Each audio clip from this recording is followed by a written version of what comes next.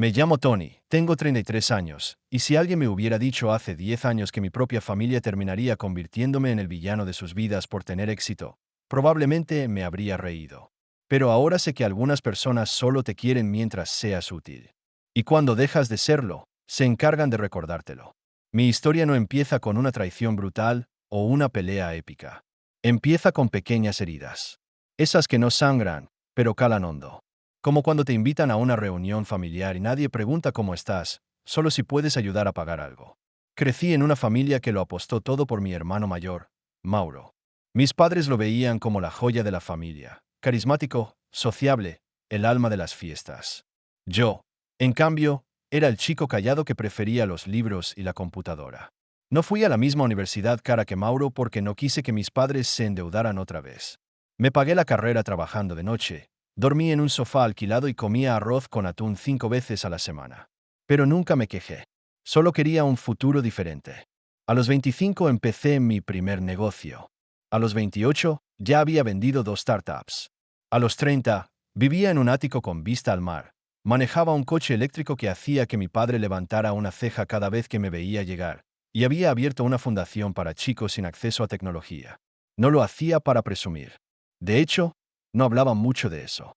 Pero mi familia lo interpretó todo mal. En cada comida familiar, sentía como si entrara a una especie de juicio silencioso. ¿Y el señor millonario que cuenta?, decía Mauro, con una sonrisa que no llegaba a los ojos.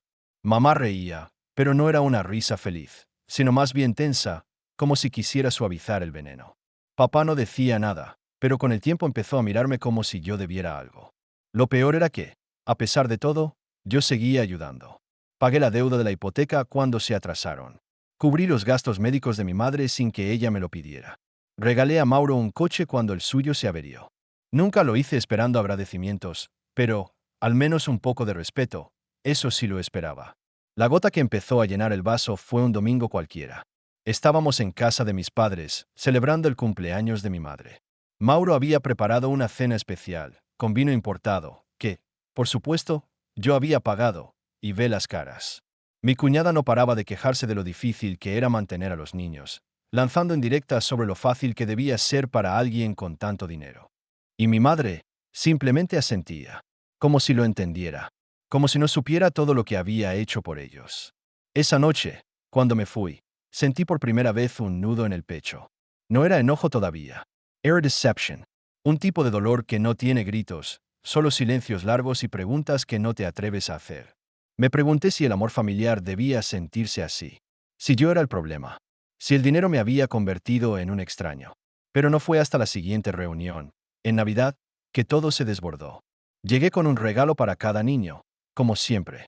No cosas ostentosas, solo cosas que sé que les gustan. Una bicicleta, una tablet, libros. Nadie dijo gracias. Mauro solo dijo, otro año comprando cariño, Tony. Me reí, incómodo, esperando que fuera una broma. Pero su mirada me dijo lo contrario. La cena fue tensa.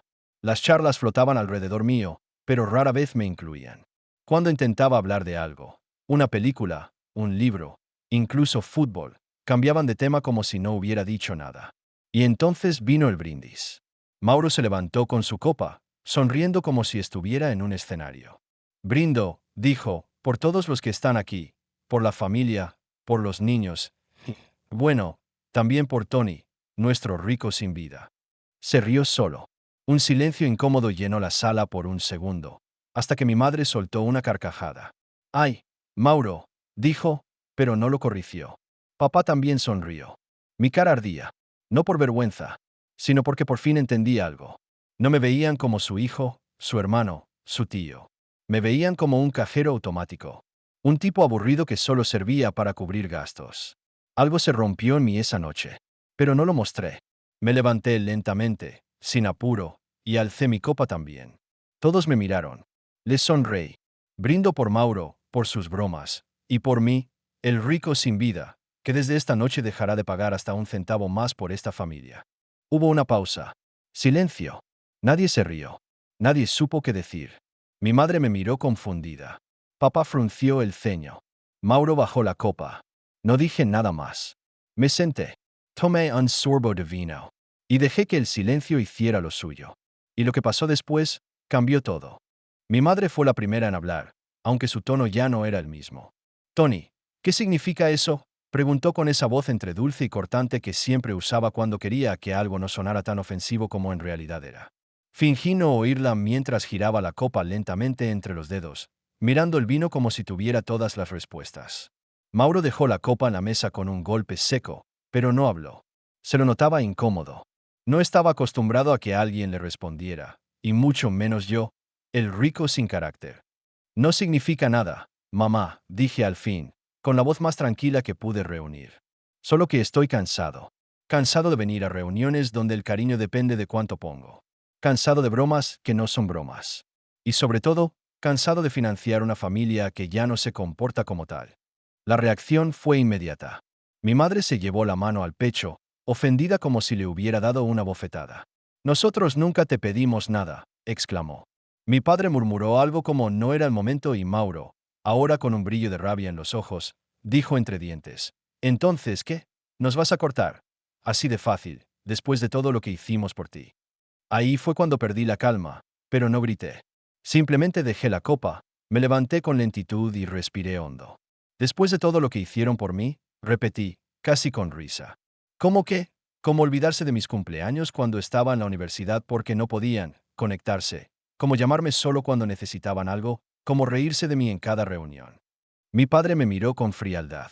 Te dimos una casa, comida, educación, dijo, como si estuviera leyendo un recibo. Yo también les di casa, comida y educación. Pero no se los eché en cara. Nunca lo usé como moneda de cambio. Nunca pedí nada a cambio, pero ustedes no lo vieron así. Siempre pensaron que era mi deber. Me acerqué a Mauro y añadí con suavidad. ¿Y tú? Tú nunca dejaste de tratarme como si fuera un chiste. Aunque todo lo que tienes ahora, el coche, la casa, incluso ese vino, lo pagué yo. Mauro se levantó también, su cara enrojecida. Porque tú querías quedar como el gran salvador. No, respondí. Porque pensé que éramos familia. Pero ahora me doy cuenta de que, para ustedes, soy un banco con piernas. La tensión se podía cortar con cuchillo. Mi sobrina pequeña, que había estado escuchando desde el pasillo, se asomó confundida. Me dolió verla. No quería que ella creciera con esa misma idea de que el dinero lo es todo. De que las personas solo valen por lo que pueden ofrecer. Así que ya está, concluí. No voy a pedirles que me respeten. Pero tampoco voy a seguir jugando el rol que escribieron para mí. Ya no más tarjetas para mamá. Ya no más transferencias para Mauro. Ya no más silencios incómodos en cenas como esta. Mi madre se puso de pie con lentitud. ¿Y vas a dejarnos tirados? Así no más. No los dejo tirados. Les devuelvo la libertad que tanto decían querer. Mauro es un adulto. Puede mantener a sus hijos. Ustedes son jubilados, sí, pero tienen su pensión. Yo ya cumplí más de lo que me correspondía. Ahora me toca vivir. Y sin decir más, agarré mi abrigo del perchero, saludé a mi sobrina con un beso en la frente. Ella fue la única que me abrazó sin juicio, y salí de esa casa por última vez. Al llegar a casa, abrí la laptop. Mi corazón latía fuerte, pero no de rabia, sino de una mezcla amarga de tristeza y liberación. Durante años, había financiado una relación que creía que podía reparar con tiempo y esfuerzo. Pero entendí que hay cosas que no se arreglan con dinero. Ni con paciencia, ni con más vino en la mesa. En los días siguientes, vinieron las llamadas. Primero fue mi madre. Tony, lo que dijiste estuvo de más. Estábamos bromeando. No puedes dejar de hablarles a tus padres por una broma. Luego Mauro, con menos delicadeza, mira, ya nos diste mucho, pero no puedes simplemente desaparecer así. Al menos transféremelo de la hipoteca este mes, ya sabes que ando ajustado. No contesté ninguna llamada. Solo mandé un mensaje general. No busco pelear. Solo vivir en paz. No me llamen más para hablar de dinero. Si algún día quieren hablar como familia, saben dónde encontrarme. Pero mientras sigan tratándome como un proveedor, no tengo más que ofrecer. Los bloqueé a todos. No fue fácil, pero fue necesario. Y justo cuando empezaba a reconstruir una vida más tranquila, con nuevos amigos, proyectos propios y algo de silencio mental, llegó una carta. Una carta que cambiaría todo. Una carta que no venía de mi familia. La carta llegó en un sobre beige sin remitente visible, con mi nombre escrito a mano, en tinta azul. No era una factura ni publicidad. Parecía escrita con cuidado, casi con afecto. Por un momento dudé si abrirla.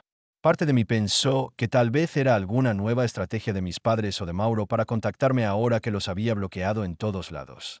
Pero algo en la caligrafía no se parecía a la suya. La abrí. Dentro había una hoja perfectamente doblada. Y en la parte superior, un nombre que no veía desde mi infancia. Clara. Me tomó un segundo asociarlo. Clara era la mejor amiga de mi madre cuando yo era niño. Siempre estaba en las fiestas de cumpleaños, traía galletas de coco y solía abrazarme con fuerza. Después desapareció. Mamá decía que se había ido al norte. Pero jamás dio detalles. Con un nudo en el estómago, empecé a leer. Asterisco querido Tony. No sé si me recuerdas, pero fui amiga cercana de tu madre cuando tú eras pequeño. La vida nos llevó por caminos distintos y con el tiempo perdimos contacto. No quiero causarte molestias, pero algo me ha pesado por años, y creo que es momento de hablar. Hace unas semanas, supe por una amiga en común que tu familia ha tenido dificultades contigo, que hubo una ruptura. No me sorprendió, aunque sí me dolió. Y eso me hizo recordar algo que siempre quise contarte. La noche que naciste, tu madre no estaba sola. Yo estuve allí. Y vi todo. Lo que ella te ha contado sobre tu nacimiento, sobre tus primeros días, no es toda la verdad. Es probable que esto no cambie nada en tu presente, pero mereces saber quién eres realmente. Si estás dispuesto a escuchar, me gustaría reunirme contigo. Hay cosas que es mejor decir cara a cara. No busco nada de ti. Solo cerrar un ciclo que ya duró demasiado. Con cariño. Clara, asterisk. Me quedé congelado por varios minutos, con la carta entre las manos, como si fuera una bomba a punto de explotar. ¿Qué quería decir con no es toda la verdad? ¿Qué clase de secreto podía haber sobre mi nacimiento? Todo lo que siempre supe fue lo que mi madre me contó, que nací en casa, que fue un parto difícil, que Mauro no estuvo porque estaba con la abuela. Nunca se habló mucho del tema, la verdad. Pero nunca pensé que había algo que ocultar. Durante los días siguientes, no pude dejar de pensar en esa carta. Mi vida, ya complicada por la ruptura con mi familia, ahora tenía una nueva grieta. ¿Y si había algo más detrás del desprecio de mis padres? ¿Y si todo este rechazo no era solo por el dinero? ¿Y si nunca fui realmente uno de ellos? Llamé al número que Clara había anotado al final de la carta. Tardó en contestar. Su voz era temblorosa, pero aún dulce, como si el tiempo no le hubiera quitado del todo la ternura. Tony, dijo, como si todavía me viera con pantalones cortos. Hola, Clara. Recibí tu carta. Me dejaste confundido. Lo sé, y lo lamento. No quiz remover nada. Pero si estás dispuesto a hablar, tengo respuestas. Nos encontramos en una cafetería tranquila al otro lado de la ciudad. Clara tenía el pelo más blanco, pero los mismos ojos amables. Cuando me vio, se levantó con emoción y me abrazó. Yo estaba rígido, aún sin saber si todo esto era real o una exageración. Nos sentamos. Ella tomó un sorbo de su café y empezó a hablar, mirando la taza como si las palabras fueran demasiado frágiles para decirlas directamente. Tony, tú eres un milagro para tu madre. Pero no por las razones que ella te dijo. ¿Cómo que no? Pregunté, tenso. Tú no ibas a nacer. Ella no podía tener hijos. Ya había tenido múltiples pérdidas y cuando quedó embarazada de ti, había firmado para una adopción. Pero a último momento, cambió de idea. No era suyo biológicamente. Fuiste entregado en casa por una partera de confianza. Tu madre te crió como suyo, pero tú venías de otra mujer. Una joven que no tenía recursos, pero que te amaba profundamente. La familia lo mantuvo en secreto. Yo lo supe porque estuve allí ese día. Vi todo, y desde entonces he vivido con esta verdad. No entendía. La cabeza me daba vueltas. Cada palabra golpeaba más fuerte que la anterior. ¿Estás diciendo que no soy hijo biológico de mi madre? ¿Ni de mi padre? Clara asintió con tristeza. Por eso, Tony, por eso siempre fuiste distinto. No fue tu imaginación. Fuiste tratado como alguien aparte, porque, en cierto modo, lo eras. Pero eso no justifica cómo te trataron. Nunca. Ellos te aceptaron cuando necesitaban amor. Luego te usaron cuando trajiste dinero. Me levanté, en silencio. No podía respirar bien. Agradecí con un gesto torpe y salí de la cafetería caminando rápido, con la mente en blanco. Sentía que mi vida entera acababa de cambiar de forma. No era solo que mi familia me despreciaba. Es que nunca fui parte de ella para empezar. Esa noche no dormí. Y lo que encontré en mi correo al día siguiente solo volvió todo más oscuro. Era un correo electrónico sin asunto, con un remitente desconocido. Al principio pensé que era spam, pero el contenido no parecía genérico ni automatizado. Todo lo contrario. El texto era corto, directo y completamente inesperado. Señor Antonio Vargas. Nos comunicamos con usted en representación de la familia de Lucía Riveros, fallecida recientemente. Nuestro estudio legal lleva el manejo de su testamento, el cual menciona su nombre expresamente. Nos gustaría coordinar una reunión lo antes posible para hablar de los detalles de la herencia. Atentamente, G. Valenzuela, abogado de sucesiones. Tuve que leerlo 3 veces. Lucía Riveros. El nombre no me decía nada. Nunca lo había escuchado. Pero lo primero que hice fue escribirle a Clara. Ella respondió esa misma noche con un mensaje de voz que me dejó helado. Tony, Lucía, era tu madre biológica. La cabeza me zumbaba. No podía entender cómo en menos de una semana mi historia se había reescrito por completo. Ya no era el hijo ignorado y burlado por su familia. Era otra persona. El hijo de alguien más. De alguien que, sin que yo supiera, me había dejado algo tras su muerte. Pedí la reunión al abogado al día siguiente. Nos citamos en una oficina elegante, pero sobria, en la parte vieja de la ciudad. El tal Valenzuela era un hombre de unos 50, muy formal, con barba perfectamente recortada y una mirada que parecía medir cada palabra antes de decirla. Me recibió con un apretón de manos firme y me ofreció agua. Después de verificar mi identidad, abrió una carpeta y me entregó una hoja, un documento de última voluntad con fecha de hacía 2 meses. La señora Riveros falleció de forma repentina, explicó. Cáncer de páncreas. Dejó instrucciones precisas. En su testamento, usted figura como su único beneficiario. ¿Dejó algo? Pregunté, sin saber muy bien si me sentía incómodo o culpable. Dejó mucho, en realidad. No solo no material, que ya le detallaré, dijo, hojeando la carpeta. También dejó una carta, escrita a mano. Está aquí. Me entregó un sobre lacrado, con mi nombre. Sentí que las manos me temblaban. No quise abrirlo ahí. Lo guardé en el bolsillo mientras Valenzuela me seguía explicando todo lo demás. Una casa en las afueras, una cuenta bancaria, un pequeño terreno en el sur, acciones en una empresa de cultivo de lavanda. No es una fortuna descomunal, pero sí considerable, dijo. Lo suficiente para cambiar algunas cosas. Además de eso, ella pidió que se le entregara algo más. Un álbum. Lo dejó guardado con una nota, solo para Antonio, cuando esté listo.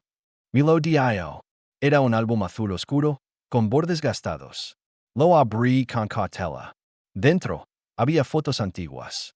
De una mujer joven con cabello rizado y sonrisa cálida. Una mujer que se parecía a mí más que nadie en el mundo. En algunas fotos estaba embarazada. En otras, sola, frente a un espejo. Había una foto en particular que me rompió. Ella, sentada en una banca del parque con una manta azul en las manos. Y una nota pegada. Te cuidé hasta el final. Siempre fuiste mi hijo, aunque nunca te dije adiós. Esa noche, en mi departamento, finalmente abrí la carta. Asterisk Antonio. No sé si algún día leerás esto, pero me aferro a la esperanza. Cuando te tuve en brazos por primera vez, supe que no podía darte lo que merecías. Era joven, sola, y vivía en un mundo que me empujaba a elegir entre mi amor y tu bienestar. Elegí que tuvieras un techo, una familia, una vida con oportunidades. Me dolió cada día, pero te seguí de lejos. Siempre supe de ti, supe de tus logros, de tus luchas, de tu fuerza. Nunca me atreví a acercarme. No quería confundirte, pero cuando supe que me quedaba poco tiempo, decidí dejarte esto. Para que sepas que no fuiste olvidado, que fuiste amado desde el primer segundo. Perdón por el silencio. Te quiero, mamá. Asterisk. Lloré. Lloré como no lo hacía desde que era niño. Lloré por todo lo que no supe, por todo lo que creí tener, por todo lo que me robaron sin yo saberlo. Y luego vino la rabia. No contra Lucía. No. Contra los que sí sabían. Contra los que me criaron como un hijo de segunda. Como alguien prestado. Y lo peor, como si yo les debiera la vida, cuando en realidad me la habían construido sobre una mentira. Ahora todo tenía sentido. Las miradas distintas. El cariño condicional. Las bromas pesadas. Yo nunca fui uno de ellos. Siempre fui el otro. Y si pensaban que me iba a quedar en silencio, estaban muy equivocados. Porque lo que hice después hizo que Mauro y mis padres entendieran, por primera vez en su vida, lo que era quedarse fuera. Pasaron 2 semanas desde que abrí la carta de Lucía. Cada noche la leía otra vez, como si las palabras me ayudaran a reconstruirme desde dentro. Pero no eran solo palabras. Eran las primeras que alguien me había escrito con amor incondicional. Amor sin precio, sin sarcasmo, sin doble intención. Y cuanto más la leía, más claro lo tenía. No podía seguir viviendo con una historia que otros habían inventado para mí. No iba a dejar que la familia que me crió, pero que nunca me valoró, se saliera con la suya. Porque ahora yo sabía quién era. Y eso me daba una fuerza que no había tenido nunca. Así que empecé a preparar mi último movimiento. Primero, me reuní con mi contador. Había varias cuentas conjuntas, fondos familiares y tarjetas adicionales que aún estaban activas a nombre de mis padres y de Mauro. Todo eso había sido creado por mí en su momento, por practicidad, por confianza.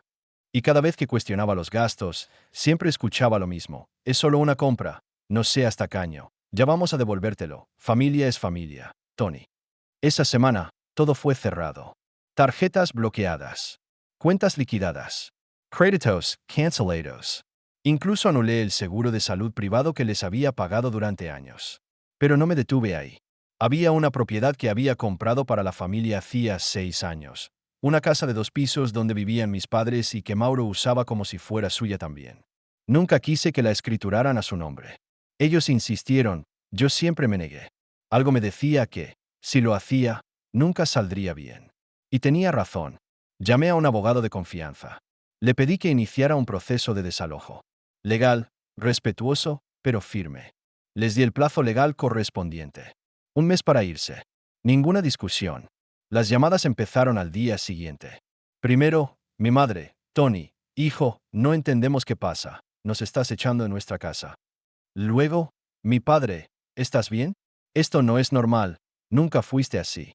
Y finalmente, Mauro, ¿qué clase de basura sin corazón hace esto a su propia familia? Esa casa la construimos juntos. No respondí ninguna llamada. Les escribí un correo. Frío, claro, con el mismo tono que ellos usaban cuando me pedían dinero sin agradecerlo. A partir del día 30 del próximo mes, la propiedad será recuperada por el dueño legal, es decir, yo. Durante años mantuve esa casa sin pedir nada. Ahora simplemente quiero lo que es mío. Tienen tiempo de sobra para organizar su salida. No hay excepciones. No hay apelaciones. Esta decisión es definitiva. Y por cierto, no me busquen. No soy su banco, ni su respaldo. Ni su burla. Soy Antonio Vargas. Y ahora, por fin, soy libre. Esa noche, por primera vez en mucho tiempo, dormí en paz. El mes pasó más rápido de lo que imaginé. Un amigo que vivía cerca me contó que el día del desalojo hubo gritos. Mauro gritó a los funcionarios. Mi madre lloró frente a la puerta. Mi padre no dijo nada. Solo se quedó sentado en el porche, como un hombre que de pronto entendió que la partida había terminado. Yo no fui. No me hizo falta. No necesitaba verlos. No necesitaba explicarles nada. Ellos sabían exactamente por qué todo eso estaba ocurriendo. Lo supieron siempre. Solo pensaron que yo nunca me atrevería. Pero lo hice. No por venganza, sino por dignidad. Porque vivir para ser útil no es vivir. Porque el amor condicionado no es amor. Y porque, a veces, la única manera de sanar es soltar. Vendí la casa semanas después. Doné una parte del dinero a la fundación de Lucía, que ahora lleva su nombre completo, y usé el resto para comprar una pequeña cabaña en la costa, lejos de todo. Allí paso mis días ahora, trabajando desde casa, rodeado de paz y con una nueva familia. Amigos sinceros, gente que me quiere por lo que soy, no por lo que tengo. De Mauro y mis padres no supe más. A veces me llega algún mensaje perdido, alguna indirecta en redes, un correo anónimo. Nunca respondo. No porque guardrencer, sino porque, al final, entendí que no les debía nada. La herencia que realmente cambió mi vida no fue la fortuna de Lucía. Fue la verdad. Y con esa verdad, por fin, pude empezar de nuevo.